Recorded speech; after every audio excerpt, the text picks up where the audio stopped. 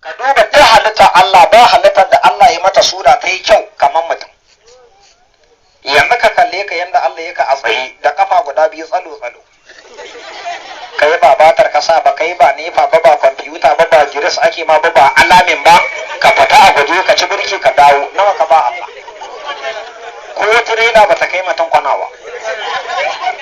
Don ko a miliyan kake gudu kaga hancin takobi za ka ji.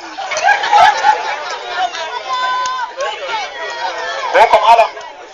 Sannan ga sutura Allah ya ma wani isa rigar 10,000, amma ka duba duk girman raƙumi ko tiri kwata baya fa. Kaya ba ka jinjina ka ce kai nauyi sai ka kamo jaki. Kan jakin ina ciwo baka sani ba. Cikinsa ina ciwo zazzabi ne a jikinsa ya tashi da ya kasala kai dai kawai ita. Ka ɗauko akumari ka ɗora wa jakin, ka samo igiya ka ɗome cikin jakin, Allah sarki. Ko cikin da ya bule ba zai ce ya isa ba. Sai iya inda ka ga dama a ra'ayinka za ka tsaya.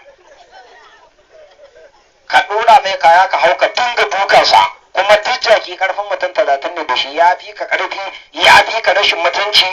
Dan da Allah zai ga dama shekara nawa kana dukan jaki. Yanzu da za ku je tsakiyar jeji ya tsaya cik ka dake shi biki tafiya. Ya bai ko ya ce malam na fuskanci ba ka da